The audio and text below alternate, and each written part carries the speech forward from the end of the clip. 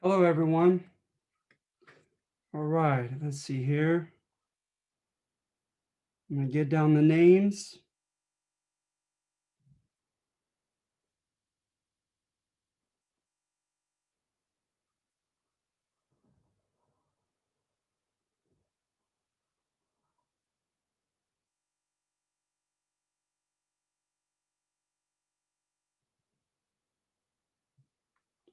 Forrest, Ryan Clanton.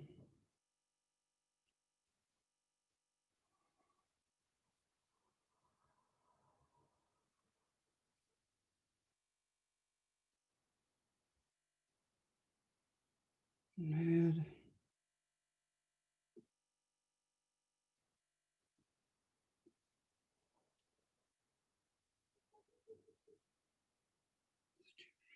Katrina Springs.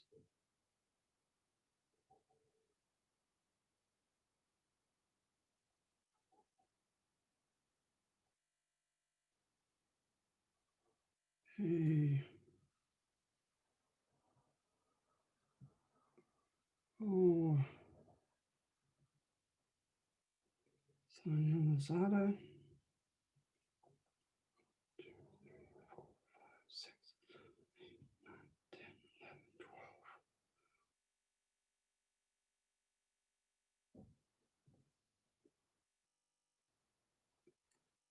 12. 13. All right, great. Ahmed, would you mind typing your last name? I want to make sure I get you your extra credit points. Yeah, for sure. Or even tell me if you like to. Okay, I'll type it. It's easy. You got it. All right. All right. Hello, guys. Hi. Hi, Oz. Um, so want to say hi to everyone. Thank you for attending again. Again, I'll give you your extra credit points for this. I want to apologize that I thank you. All right. Um, I want to apologize that I've not yet graded your assignments. So here you are going into the second one. So I'm going to try to do that in the next 2 days. Okay. So you could see like just my subjective take on it and so forth. Uh, I want you to be able to have that by the time you turn in on Sunday your second assignment. All right. Remember the first assignment, 50 points, no matter what. Um, and I will, like I said, I'll leave comments on each of them, at least on the first two assignments, rather than just scores. Okay. Um, are there any questions or anything that I need to know before we jump into the subject?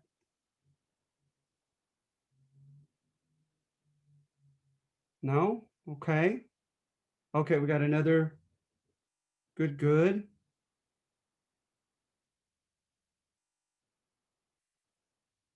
This is great. We got a good attendance.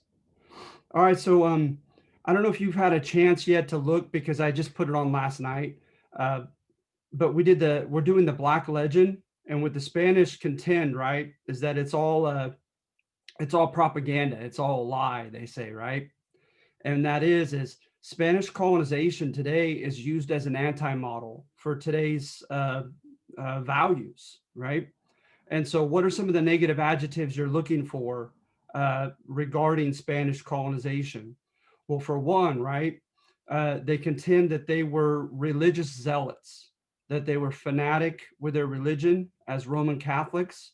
They tied religion to violence, right? Um, that they also were greedy and physically brutal. We have a lot of this from the writings of a Spaniard himself. His name was Las Casas, like the houses, right? And Las Casas was a Spanish friar and priest, and he had a somewhat of an epiphany where he was sitting under a guy named Montesinos in the Dominican Republic, and he heard a sermon during Mass, and Montesinos was contending, and other Dominican friars were contending that the way the Spanish were treating the Native Americans was a mortal sin, and they had to repent of it, or else they wouldn't engage in the Eucharist and the other sacraments to them in the Catholic Church. So he gave up his encomienda. An encomienda was a license to the forced labor of the Native Americans underneath you. He gave up his encomienda and he began a religious life. And He spoke before kings and queens back in Spain and had a famous debate with a guy named Sepulveda. And Sepulveda was contending that they had the right to declare holy war on particularly the Aztec and other, quote, ungodly savage tribes, and had the right to enslave them. And Las Casas stood up for them. He was known as their defender. And in his writings, um, I God knows I'm not fluent anymore, but I double majored in Spanish, and this is in Spanish, but it's Latin American literature, Hispanic American literature, and it's David William Foster. But I'm sure you could get it in English. But it's incredible. It has the primary sources of the Spaniards at that time period and what they experienced and what they wrote about the natives and their encounter and their clashes and all that, right? Well, Las Casas, obviously, his works are in here. And quite often he says that I think my translation is correct. He called the Native Americans meek sheep, ovejas mansas. And he said that the Spaniards came in as lions and tigers, looking for whom they could devour. And so this was he was seen as a traitor to the Spanish people, right? Because he was saying his own Spanish people uh, were um, were just horrendous and how they treated the Native Americans, and they needed to repent. And he called for the mission system. He said that there needs to be an end to violence, an end to any type of anything that smacked of holy war or crusades against them. But notice, right, even he, as their defender, wanted them to convert. There's another guy named Sahagun, Sahagun, and he was another spokesman for the Aztec in particular. A lot of the history we have about the Aztec is thanks to him. He grabbed what were called their codices, their written books, and they were pictographic, right, hieroglyphic in form. And he had young Aztec boys translate them into Castilian Spanish. And so that's how we get a lot of their history accounts about it wasn't just their history, it was about their culture. On a lighter note, I remember looking at some of these pictographs of a codex, and it had an Aztec man holding his boy over smoking flame that had jalapenos in it. And the Aztec were very strict in bringing up their children, and that was for having a foul mouth, and that was a common punishment for them. And so you'll have the Spanish written next to it, and of course now you could get the English written next to that. The codices are just awesome, and Sahagun was behind that, and he fought for their rights and everything. But he also has an interesting writing where he says that he hears about them tearing out the hearts of children to their rain god. And he said that the blame, la culpa, from this should not be imputed onto the parents nor onto the religious leaders, but onto Satan, our ancient enemy, who's blinded them into doing such an infernal deed. So a lot of the Spaniards, like Las Casas and Sahagun, who did stand up for the Native Americans' rights, they still, by today's standards, right?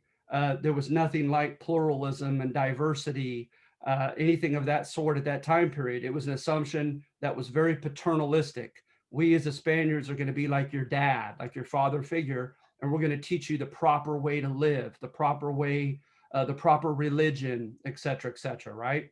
So it's a real interesting topic. And then, of course, you have the English and the Dutch historians who got involved, and they wrote of how terrible and bloodthirsty the Spaniards were. And you get some awful, awful quotes in some of the primary sources of the manner by which they would kill Native Americans, kill their babies, just awful, awful stuff. And so the Spanish spokesmen, a lot of them were jurists, jurists. They were lawyers and interpreters of the law and helped the kings, mend the laws of the kingdom. They wrote in defense of Spain and said that these were exaggerations, sometimes outright lies, that it was a, quote, black legend. And of course, why something bad has to be black is a whole other can of worms, right? But that's where they get the term black legend, is the Spanish contend that it's unfair, and that the English and Dutch and other historians had an axe to grind, right? Because they had designs on the Americas, and so they wanted to make the Spanish look as poorly as possible. All right. So that's a subject we're doing today. And so going back to the negative attributes that are ascribed to the Spanish, another one is very hierarchical, right, or inequitable. That their society was not egalitarian, right? Egalitarian, everyone is on equal footing.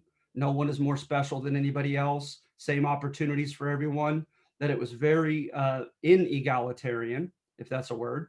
Um, and then also that it was economically inequitable. That the few reigning Spaniards got most of the land, got entitlement to most of the labor of the Native Americans, and they enriched themselves oftentimes at the expense of the large population. Okay, so those are some of the things that you'll read in old histories of the Spanish. So I wanted to give you a little bit of context. All right, I'll be happy to post this as well as PowerPoint that I have on in modules under week 2 under the assignment. Okay, but so as you guys know, in 1492, Columbus and the famous 3 ships, right? They come on the first of 4 trips. They land in the Caribbean somewhere. They're still contesting which particular island, and they immediately made a military pact with the Arawak tribe, Arawak. And his writings of the Arawak are very condescending. He said they were childlike, innocent. They grabbed the Spaniards' swords out of ignorance of what steel was. They were willing to trade almost anything they had for almost nothing in return. And so that he had this paternalistic concern for them, right? He engages in a military alliance with them against the Caribs, for whom the Caribbean is named after. And the Caribs, there actually is, if the Spanish can be trusted, of course, there's primary source writings of the Caribs being very warlike and even cannibalistic, kind of like the Iroquois and the Aztec. An alleged belief that if they eat their victims, the mighty warriors, they'll imbibe their attributes, their courage and their strength by eating them. So they became easily the other, the boogeyman for them to side against.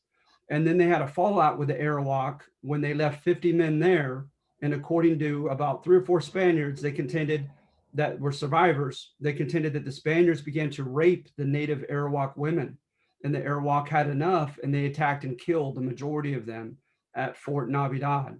So when Columbus came back, he was furious and he had their leader killed. Um, and that's when some of his men engaged in mutiny against him, and he had some of his own men executed before the rest of the men. And then some went off on their own, and just the story goes on and on. It reads like a soap opera. And so that was the first of 4 voyages of Columbus. Okay, then in 1493 and 4, the Pope granted Spain and Portugal rights to the Americas, right? They're known as the Alexandrine Papal Bulls after Pope Alexander VI, who himself happened to be a Spaniard. And he granted that land to them as if it were his to give, provided that they convert the Native Americans, right? And so that would be big. Another thing is he granted, it was called the Patronato, and he granted the Queen of Castile, Isabella. He granted her rights over all the clergy. And if you remember your medieval history, right?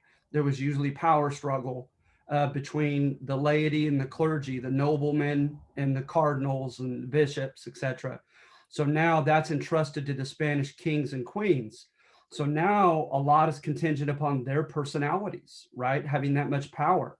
So they got to decide, do we want to send missions into this place? Do we want to declare holy war against this place? Do we want to enslave the natives? A lot of power was given to the kings and queens of Castile and later Spain as Aragon and Castile were uniting Spain. And so also important to remember coming out of this context is the reconquest of Spain, the Reconquista.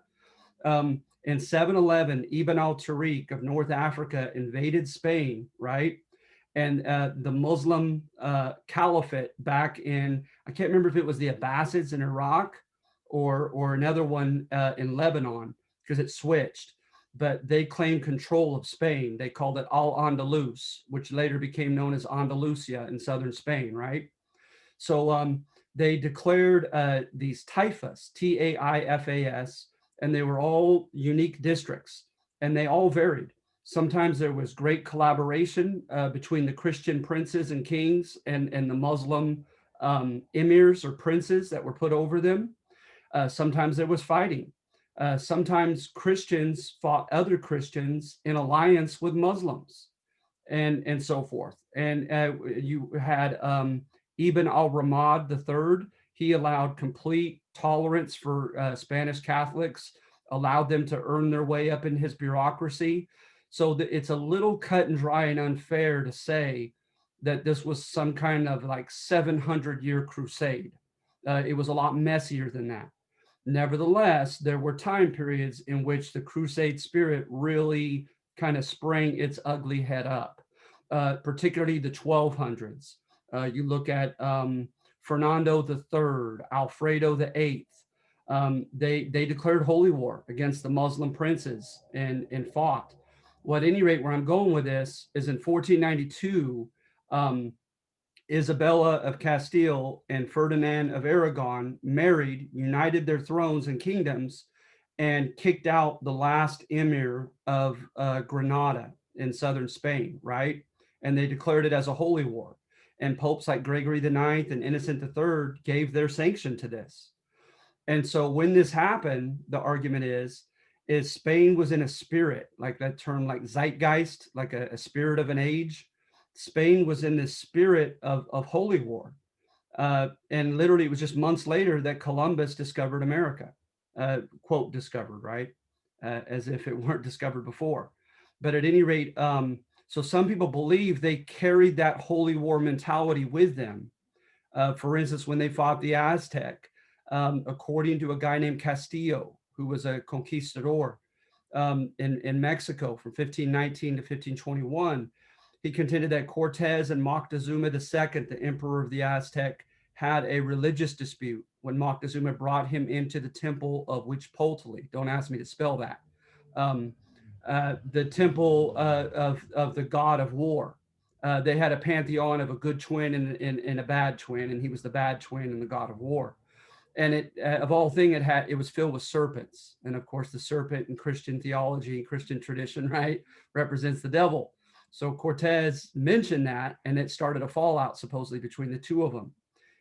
When the conquerors, the conquistadores, conquered Tenochtitlan, largely with the help of smallpox and the alliance of other tribes that were resentful of the Aztec, they buried and knocked down the religious temples, buried and built upon them. I mean, literally, I guess there's just a plethora of stuff underneath the ground, literally in Mexico City to this day.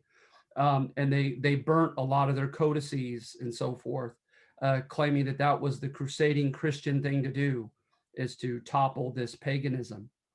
And so religion definitely at times played a part. In 1599, a guy named Oñate, Don Juan de Oñate, he came into New Mexico and he issued something called the requirimiento. And they cited the Nicene Creed of the Catholic Church, and they told the Navajo or the Pueblo, you have 24 hours to accept the faith and become baptized, or we declare holy war on you. And so it was very contentious in New Mexico. So at any rate, you have that going on. In 1502, the Spanish established their bureaucracy, right? Their royal administration. And you could make an argument that it was a bit inequitable. It was a bit hierarchical. So for instance, at the top, you have the king and queen. Isabella, by the way, and Castile were more powerful than Aragon. So technically the Americas came under Castile and its constitution. And she had the Council of the Indies. And these are handpicked, high-ranking men back in Spain. They got to write the laws of the Indies, of the Americas. Because remember, supposedly Columbus thought he was going into Indonesia when he landed in the Caribbean. So, and the name continued. So at any rate, they made the laws. Then they would send a viceroy, a vice king, to come, and he had the power of life and death in certain circumstances. He was the embodiment of the king in his absence, right? 3,000 miles across the Atlantic. And he had a lot of power, executive power, especially in military power. He handpicked governors. There also were handpicked, they were called corregidores, like corregir in Spanish, to correct. They would come and they had something called, I know there's a lot of Spanish terms today, guys, repartimiento, and that was forced labor. They could come to a village or town and demand a certain number of natives had to work to build a church, a road, or fight in the army, etc. And also to collect taxes in the royal 1/5, a royal quinto of everything that you had. And so the corregidores were hated Spaniards. But then you also had cabildos, and cabildos were city councils. And that was the one kind of democratic body at the local village level and city level that people in Latin America had. And they, in most cases, could elect their assemblymen or their councilmen. And they also had a mayor, an alcalde mayor, from which we get the term mayor. And so you see there was kind of a hierarchy of sort, right? Um, Also, in light of this, and then you also had handpicked judges called the audiencia, and they refereed disputes, and they uh, interpreted the laws here as they were to be applied, and of course they decided on guilt and innocence. One system of accountability, however, okay, that the Spaniards had was the visitor general. The visitor general would come unannounced, sometimes in disguise, with a royal writ in his hands. He would put one at a time, he would put a Spanish official under house arrest and allow anyone in the local area to issue any grievances against that leader. And sometimes, even all the way up to the viceroy, that Spaniard was removed from office and even arrested and sent back to be punished back in Spain. So they did have that system of accountability. Also, what some people complain about is what you see here, the pigmentocracy. This was a term used in the 1970s by a Chilean scholar, and the name stuck, is that there was a hierarchy based upon pigment of skin that the Spanish kind of uh, gave as a legacy to Latin America. And some people say to this day, right? So the Spaniards, for instance, when they came in, compared to the Aztec and others, the Spaniards had from Flanders, Belgium, France, Greece. They had a lot of other Celtic and other influences, and so they were lighter skinned. Oftentimes, they were described as auburn hair and hazel eyes and light skin when they came here by the indigenous people. And so they actually at times issued certificates called cleanness of blood, that they wanted to see that you were a pure Spaniard to apply for a certain office, believe it or not. And in some countries, it fit better than in others. What's interesting is they had a policy of this strictly enforced for a while in Argentina.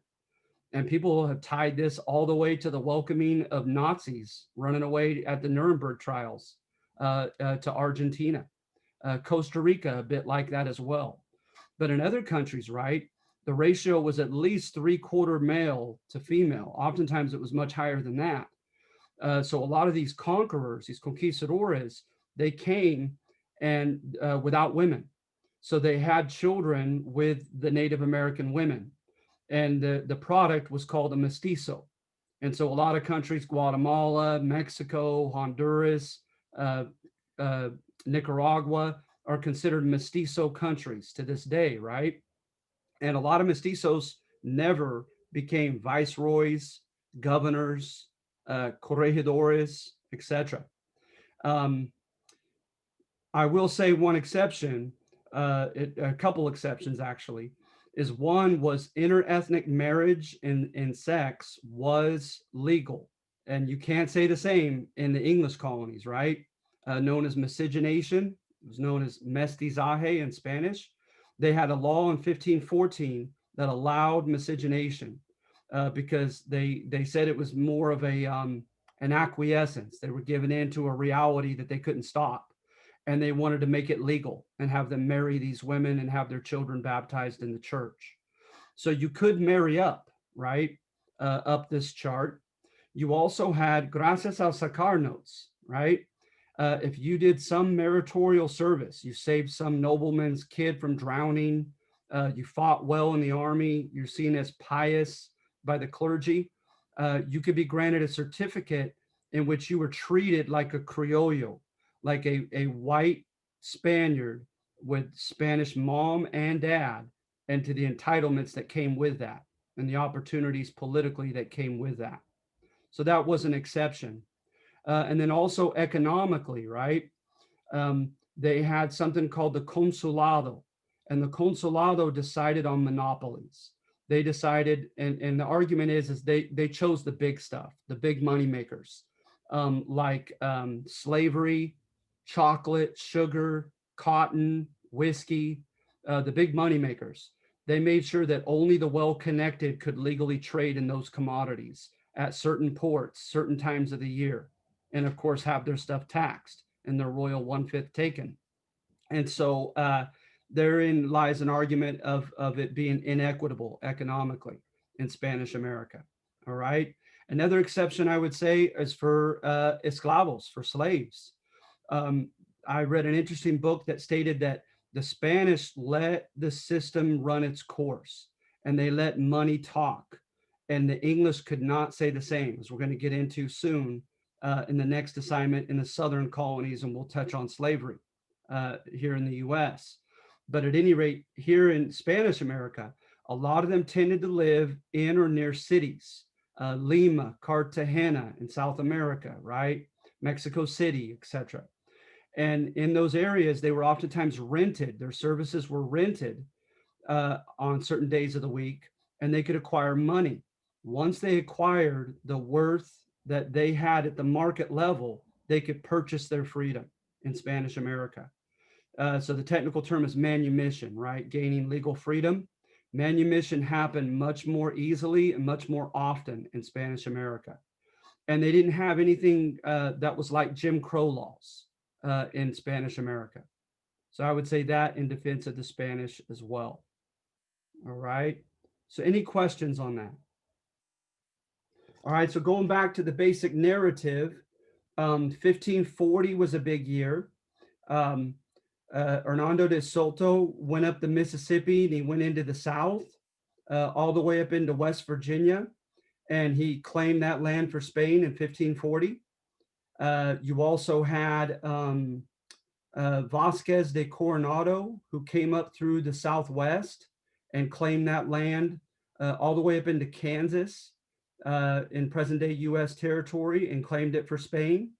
And then you had Cabrillo come up the coast of California and claim what they called Alta or Upper California as opposed to Baja. Okay. So I have a question. Which region was not first claimed by Spain before England? For instance, the Northeast, right? New England colonies, New York, no major Spanish claims there. Okay. Also, as far as Spanish contributions, as far as they call it organic history, when you look at like a tree and you look at how it is organically grown, they say, okay, how did we get where we are now historically? So they look at contributions of the Spanish. So the Spanish, of course, brought Christianity. They brought modern notions of private property. They brought modern legal traditions, mainly as a combination, England as well, of Rome and the Germanic tribes that took Rome at the fall of Rome, right? A combination of those two legacies. They also brought anything to do, like I said, with with Latino or Hispanic heritage. A lot of things, you know, from the old-fashioned way of courting a woman and asking her hand in marriage, and ceremonies in weddings that survive to this day. Legends like La Llorona and of duendes and things like that. The Spanish brought here as early as the 1500s. All right. So any questions so far? All right. And then in 1769 was the famous Sacred Expedition. It was decided that this was an enlightened, nonviolent way of claiming California from Russia, from the Russian and English threat. and it was kind of three pronged. They brought in first the missionaries to try to be peaceful and to have peaceful interaction, but also right to acculturate them, to assimilate them, to make good Spaniards of the natives of California and put them on the famous 21 missions. You also had soldiers to ostensibly to protect the missionaries, the unarmed missionaries, and they were known as presidios, their military forts. And so they came, and then also they established pueblos or cities or towns. So Los Angeles, San Francisco, right, San Jose were established in the late 1700s by the Spaniards, and they usually would have nearby haciendas, plantations that were either agricultural or pastoral, like with cattle or sheep, right? And also of note was a bit of a power struggle, right? Is when Spain, this happened. Well, I'll get to that in just a minute when we do number one. So, are there any questions so far or comments? Okay, so let's talk about number one then. All right, on your handout, if you have that available, or if you've taken a look at it, that's great. If not, just make sure you get some notes down. Be sure to read all of them. Okay, even though you're just choosing to write on one, be sure to read all of them. Excuse me. So at any rate, for instance, right, well, number one, I wrote this, okay, with kind of tongue in cheek. At times I had a grin on my face as I wrote it because it's not necessarily what I think and what I believe. And that is I defend Columbus and the Spanish conquistadores. And I contend that their back was against the wall economically, back in Spain and back in Italy, etc., and that this was their way out of poverty, was to come and conquer the Americas. What's happening at this time that also is I think considered relevant context are the kings and queens trying to establish modern nations, and a lot of them, their hold over their country was a bit precarious. They had people forming coups to violently overthrow them. They had rival claimants within their families and outside their families sometimes, contending that they had the right to the throne instead of the person that was on it. And Ferdinand and Isabella were no exception. Isabella, rightfully the king's daughter, was considered not only an infant, but that happened all the time. You'd have a regent rule until the kid came of age. But she contended that the kid was not of sound mind. And so she took the throne. And people said that that wasn't fair, that her niece should have the throne. And one of Ferdinand's half brothers rose up against him and claimed the throne should have been his, and which was exacerbated by the fact that a lot of these kings, especially, had children with multiple women. And so, at any rate, there was a way of solidifying their rule, right? Of having these conquests overseas, enriching their kingdom because they got a royal 1/5 of everything. Not only that, whenever you were granted land, it was under the title usufruct in English. Usufruct is just you could use the land, but it's not technically yours. All the land technically belongs to the crown. And so this was a win-win, so to speak, for the crowns of Europe, right? Where they would tell them, okay, guys, go and conquer new lands. The Pope says it's okay as long as they're pagan and not Christian. Go and conquer new lands, and we will reward you with minor noble status. It was called hidalgo status. And we'll give you lands and titles. We'll give you an encomienda to the labor of the people that you conquer, right? But who's running all the risk is those conquerors themselves, right? People that are going to risk their lives. So it first happened in Spain itself against the Muslim caliphate at Cordoba. And then it spread next to Indonesia, to the Indonesian islands. For instance, like the islands of Java and Mocha that we get those terms from in coffee, coffee growing major moneymaker islands, right? They went back and forth, different private parties would militarily win over that island and grow coffee and then get overthrown. And the crowns of the Netherlands, of England, of France, and Spain, and Flanders and the different Italian city states were given their blessing to this, right? And so the argument is some people find it a very predictable pattern, is a lot of those who took up arms and took this offer were second sons of hidalgos. So think about that. Their dads, they had seen their dads fight back in Spain, most of them, against Muslims and win minor noble status and give their family a better taste of life, right? But it was called primogenitor in English. It was called mayorazgo in Spanish. The eldest son got everything. So what do you know? A lot of second sons of hidalgos who had seen their dad make a better life for himself by fighting, but who weren't standing to benefit any of it when the dad died, took up this offer. And Hernando Cortez was one of them. And so at any rate, they came and risked everything, and they were richly rewarded. So the well-to-do nobility, the caballeros back in Spain, they began to feel jealous of losing power to them. So they wanted a royal takeover of these conquerors. So the common joke is that Spanish America was conquered twice. First by these lowly conquistadores, and then the crown conquered them. And Cortez is a case in point. His lands and titles, one by one, were taken back from him, and he eventually was brought back to Spain because they said he couldn't be trusted. He was becoming too powerful in Mexico. All right. So going back to Columbus and others, right?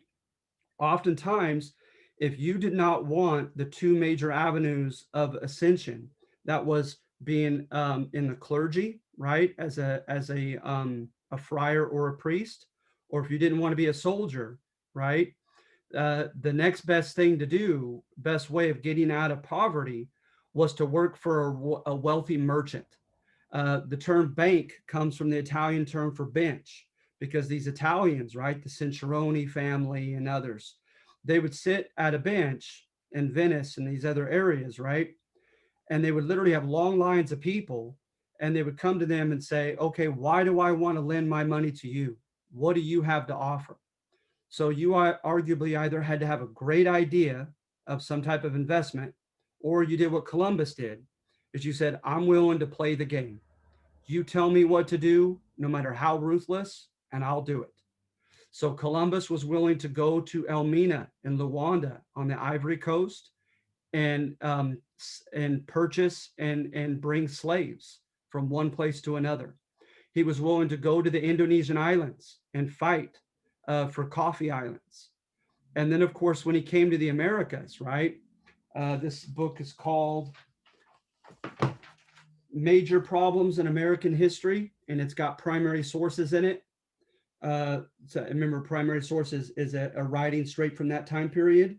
And in it, right, he tells King Ferdinand basically, these Arawaks, he said, are extremely timid, right? And he says, if you want, with the 50 men I left at the fort, we could capture the whole island if you like. And he says, would you like slaves? I'll bring back slaves for you. It sounds so awful, so callous, right? But on number one, like I said, writing it kind of tongue in cheek, I'm saying this guy was playing the necessary game in order to extricate himself and his family out of poverty and doing whatever his bosses wanted him to do. And in this case, Ferdinand was his boss because it was an exceptional case, right? Is Ferdinand and Isabella funded his, not entirely, but they largely funded his 4 trips. So he knew he owed them, especially if he wanted to go on a subsequent trip. So I'm saying basically, right, don't hate the conquerors. And number one, hate the system, hate the bigger system, right, for setting this up. Then with number two, again, not necessarily my belief, but I thought it was thought provoking, is the argument of historicism, it's called in history. That is, that people are a product of their environment. And so hence us judging people in the 1500s is futile and it's unfair because they clearly lived in a different environment than the environment we live in. And so I try to promote the idea that religion, right, absolutely permeated Spanish society, that everything was about religion. And not just any religion, right? But like Judaism and Islam, Christianity claims exclusivity of truth, right? And that oftentimes has led to conflict because in many other old, like with the Romans and others, right? They say, hey, you keep your gods, we'll keep ours. As long as you burn incense to the emperor, it's all good, right? But in the Bible, I even do some Bible verses in number 2 where like Jesus says, I'm the way, the truth, and the life. No one comes to the Father except through me. And so going back to Sahagún, right, who claimed that the devil was blinding the Aztec into killing their children. They believed, right, especially the clergymen, that they were doing God's work and that they were going to be held accountable for the souls of those entrusted to them. So, a very controversial manifestation of this is the fact that once a Native American ostensibly chose to enter a mission, he or she could not leave because the assumption was is he or she would revert back to his or her pagan religion if he or she left. And so they literally had the leader of the armed forces. His name was Vallejo. That Vallejo was named after, and he hunted them down. And a lot of them he hunted down in the San Joaquin and Stanislaus counties. In fact, he called it the Valley of the Devil because there were so many runaway rebels down here. And so, at any rate, right, a very controversial topic, uh, not excusing by today's standards by any means what the Spaniards did, but contending that it's unfair to judge them because that's all they knew. They didn't have the Enlightenment yet. They didn't have the scientific revolution yet.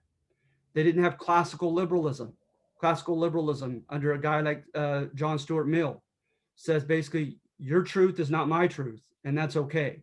You live by your truth. You live by your lifestyle. I live by mine, right?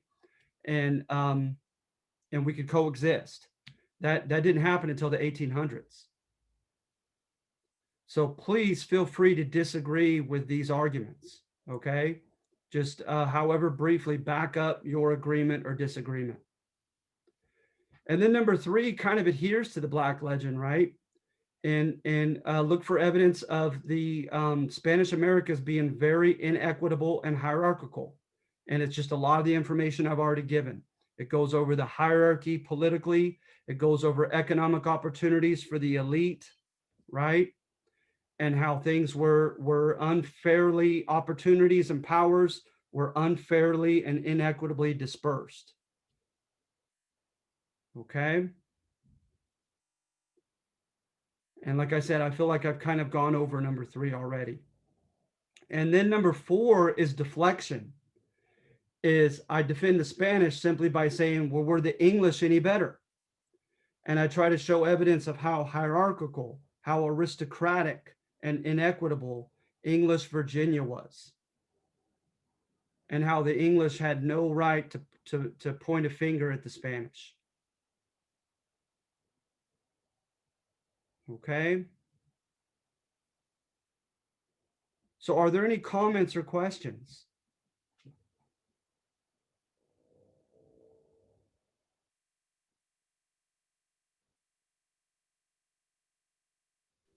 I actually had one for section 1.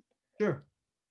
So what I wrote about is it's like kind of what you talked about, but then I know you haven't graded them yet, but I said like we're never gonna know exactly what happened, like no matter how much information we have, there's Uh-huh. always gonna be like something that's basically left out. Like there always has to be, like, because the human mind, like we don't remember everything word for word and like Of whatever happened. course. So that's kind of what I wrote about. Um, Let me see if I could pull up mine because I know you said um like don't hate the people, Uh-huh. hate, yeah, like that. So like it doesn't actually give us a picture of what happened. Good. It doesn't. And that's definitely a weakness of number 1, isn't it? yeah, like there's too much information left undiscovered. So a perfect picture can't be painted. Good. I love it. Yeah, honestly, any original thought that you engage in, I not only love, but I reward with your points. I think that's great. Just remember, however, right, that it's kind of icing on the cake and not the cake itself. Make sure, and it sounds like you did, begin by first demonstrating to me that you understood what my thesis was. And it sounds like you've already said it yourself. You know what I mean? So as Right. long as Yeah. you begin that route and state, okay, the writer seems to contend that we shouldn't blame Columbus and the people, right, that engaged in this opportunity, that it was larger than them, and it seemed to be systematically one of their only ways to get out of poverty, and then bam, go your own route on its Okay. weakness. Your original point that you made, that's wonderful. It really is. Okay. Thank you. You're welcome. Anybody else?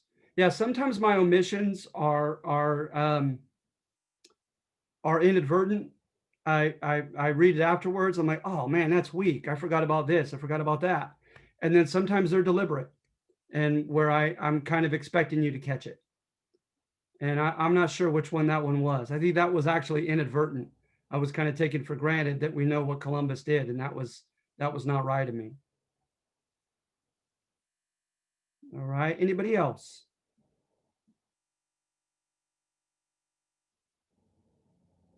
Well, there are no questions or comments, but you guys all look very attentive, and I'm eager to get into your assignments. I bet you're doing a great job.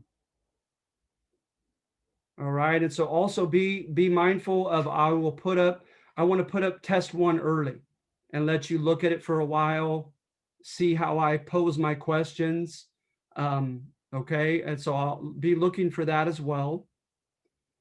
And note that obviously you're very welcome. Thank you, Kaylee. Um, so yeah, so I'll have that up as well. And if there aren't any other questions, you guys, that's it. That's all I have. I feel like you guys are well equipped and plenty intelligent enough to tackle this second assignment. It's a lot of information, isn't it? Spanish did a lot.